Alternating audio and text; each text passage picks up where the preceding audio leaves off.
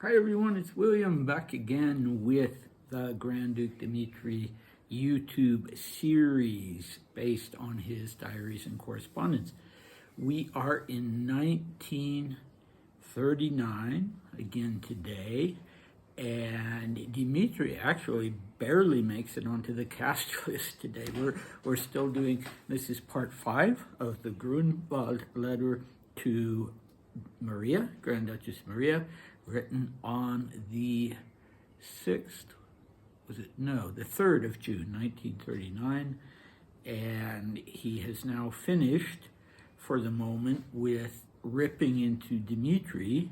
The topic is still what Maria is going to do, because apparently she's still in great financial distress.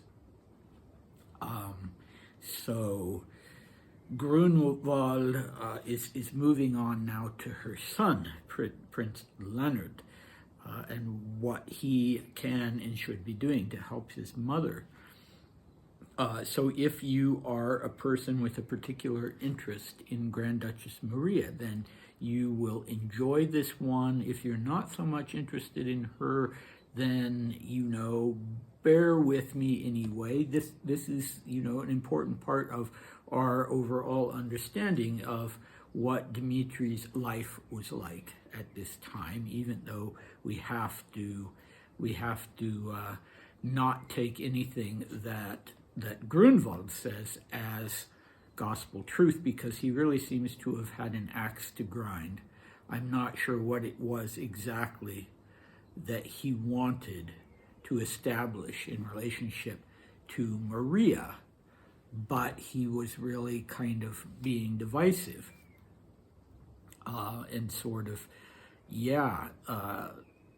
giving her reason, if she believed him, to turn away from her brother, supposedly because he had already turned away from her. Okay, so the last video was from 1915, and it raised the question of whether Dmitri was being treated at that time, in January 1915, for a syphilis infection that had settled into his lungs, and maybe that was one of the reasons why the family were sometimes making suggestions of illness in his case that seemed to indicate tuberculosis. But even though it was a stigmatized disease, tuberculosis would still have been a little less stigmatized than syphilis. But believe it or not, in 1915, there was actually a cure for syphilis. So, if indeed Dmitri had developed the pulmonary form of the disease, and if they'd caught it and realized what it was early on, it could have been completely cleared from his system, and he could have gone on and not had any concerns about spreading it to other people. So, that's not so bad as far as it goes. It really isn't. There's just the stigma associated with the disease, and maybe how it would have affected, say, Nicholas and Alexandra's view of him, but who knows, who knows. And the fact of the matter is that the whole reason that I think that this was the case is because he was being treated with arsenic in some form, and that is very much suggestive of treatment for syphilis. But that is as far as we can go with that, without any further details. So, it's a shoulder shrug. We don't know. Okay, so the last time we did the 1939 letter, the day before last with the videos, was another question that is difficult to answer, and that is, was Dmitri really rich enough to help his sister at that point in his life? So Grunwald had made this claim that he'd rented a spacious and luxurious apartment, and that he'd been told by Dmitri's secretary that his debts were negligible, and that, as I said before, runs counter to the impression that I have gotten from things that I know that Dmitri had outstanding debts that he hadn't paid and that he worried about not paying and not being able to pay, and that he had to have help in order to be admitted to Schatzalp, in order to pay the quite large initial payment that was required before a person was accepted as a patient at what was quite possibly the most luxurious and prestigious sanatorium in the world. Okay, so as I say, Dmitri is merely mentioned in today's cast of characters. Lennart Bernadotte is much more to the fore, and we also have a mention of Gustav V, the King of Sweden. So we'll talk about that on the other side. Lennart at this point was no longer Prince Lennart. He was not even Count Lennart yet. He had married morganatically in 1931 or 1932 and had been stripped of his princely title and had not been given any title. That would come later, and so at the moment he was just Mr. Bernadotte. But, of course,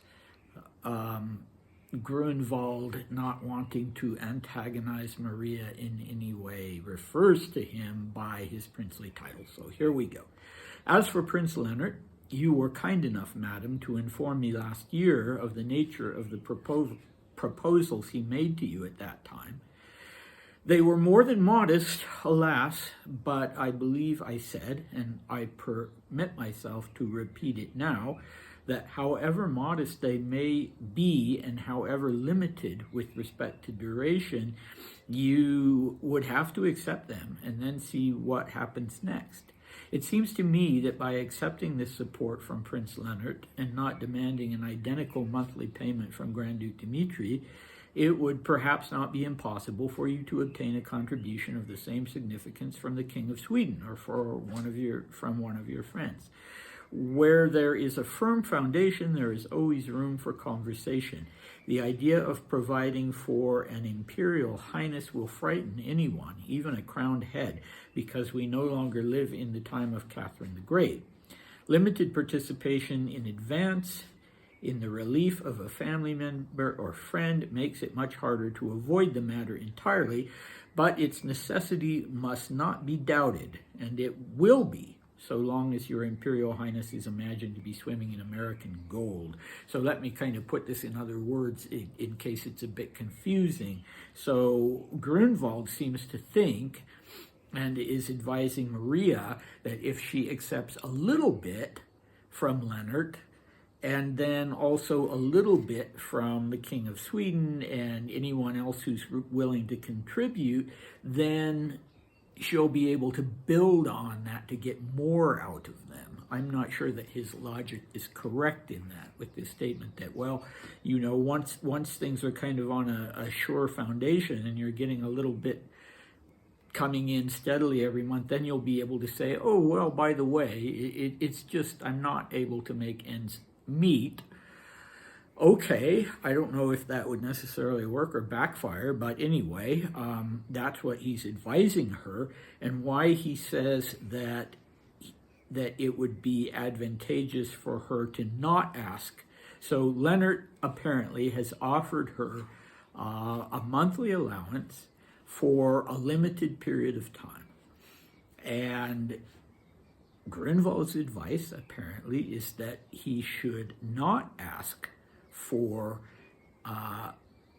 such an allowance. She should not ask for such an allowance from Dmitri for an identical small amount. He considers it small or modest, because then, for some reason, it might be possible for her to get the same from the King of Sweden. Yeah, I'm not sure why it would be. I guess maybe because if she were able to go to the King of Sweden and say, oh, my selfish brother wouldn't provide for me, he's refusing, then the King of Sweden couldn't say to her, oh, well, why isn't your wealthy brother picking up the slack? And he would have to say, okay, then, you know, you are my former daughter-in-law. you are the mother of my grandson, and so I'm going to provide you with this allowance, and then later on she can go back and say, oh, Gustav, by the way, it isn't enough. Okay, yeah, that's Grunwald's logic anyway. All right, so these friends, who are they? I don't know. Apparently Grunwald isn't offering anything himself but advice, but I don't believe he had it to offer, so that's fair enough. This reference to the time of Catherine the Great, yeah, I like the way he puts it. The idea of providing for an imperial highness will frighten anyone, even a crowned head, because we no longer live in the time of Catherine the Great. Well, yeah, Catherine the Great was an extravagant person. So what does that mean? Does that mean that monarchs are no longer able to be extravagant? He's comparing, say, Gustav V to Catherine the Great and saying, yeah, monarchs just don't have that ability anymore. I guess that's what he's saying, and that, yes, the idea of providing for an imperial highness will frighten anyone, even someone who has the resources of a sovereign. His or herself is going to be frightened by the expense involved in supporting someone at that level where they are still living like an imperial highness. So, okay, yeah, that makes sense. I had to read it a couple times to realize why is he referring to Catherine the Great specifically, but I think I understand it now. So, all right, final piece of advice, as he said to her before. If people think you are wealthy, if, as he puts it, they think that you are swimming in American gold, nice turn of phrase, then they are not going to help you. So yeah, there I have to say he's right. And so he's saying you need to come back to Europe, and you need to, more or less let people know that your American experiment was a failure. So okay, fair enough. I wonder, if he was sort of Maria's primary advisor, or if he was being really presumptuous in doing this. I would love to know. I'm not at all clear on what kind of relationship they had. I will say that I can understand why there was tension between Lennart and his mother, even though, as I understand it, the divorce was not her fault, not that he'd done anything specifically, but that he was not protecting her, from a certain sort of villainous individual, and that, she was a young girl who'd been pushed into the marriage, and it wasn't working, and she was unhappy, and nowadays we would all be completely on her side with that. But still, like Dmitri and Maria themselves, who felt like they'd been abandoned by their father, Lennart felt like he'd been abandoned by his mother, and he didn't have, a stepmother whom he could conveniently blame. As Maria and Dmitri did, they could say, well, it's not our father's fault, it's this evil woman. And, Lennart, there wasn't such a figure for him to blame. And, children can't help feeling abandoned. So that would be hard to shake off. And yet, I have to say, I don't think Maria went out of her way to repair those wounds. I think this is conjecture on my part based upon what I've heard in my own experience. I think he would have been very happy to embrace her. But we know, for instance, that she did not want him to call her mother. She didn't want that. She thought, she didn't want to be reminded, I guess, that she had a son that age. I don't know. I guess he said it was an age-related thing. She thought it was silly for him, being the age he was, to suddenly now start calling him mother, I guess. So that would hurt a person's feelings, for sure. And also she was very disapproving of his marriage, although I guess later on she came to appreciate his wife and like his wife, his morganatic wife. But at the time, I guess, they got married in like a registry office, and she was absolutely scandalized by that, and just not willing to meet the poor guy halfway. So, you know, I'm not going to rush to condemn him at all. You know, he could have just told his mother, we have no relationship and I'm not going to support you. But at least he was meeting her halfway, and she died there. You know, she ended up living there and dying there, and he provided that haven for her on the island of Mainau. And so, you know, I had very limited contact with him. I had one letter from him when I was a very young student, before I'd even made my way to Schatzalp, and I visited Mainau with a friend of mine and talked. He wasn't in residence at the time, and talked to some of the staff there, and talked about, you know, how my great interest in Dmitri, and later on when I got back to London, where I was living at the time, I got a letter from him that was so nice and so warm and so encouraging. And he sent me quite, you know, unsolicited, because I never would have dared to ask, a copy of his memoirs, and I was really touched by that. It seemed to me, I had the impression ever since then that he was, you know, a fantastic guy, a really great guy. I found Paul Ilinski to be a great guy. I found David Chavchavadze to be a great guy.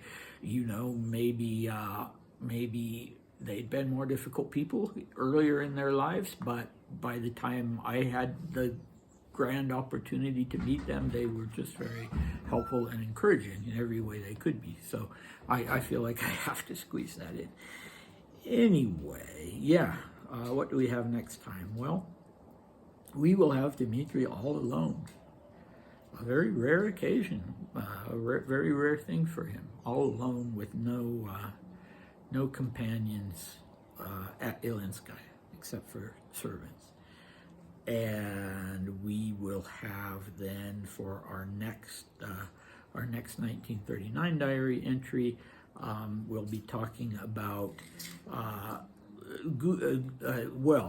Grunwald will return to the topic of Dmitri and will be informing Maria of some of the problems Dmitri was having, establishing residence in France, apparently, and putting his passport in order. And there will be a mention of this renewed connection that he had with Greece. So, yeah, that will be 2 videos from now when we return to 1939. So thank you for watching, and I hope to see you next time. Bye.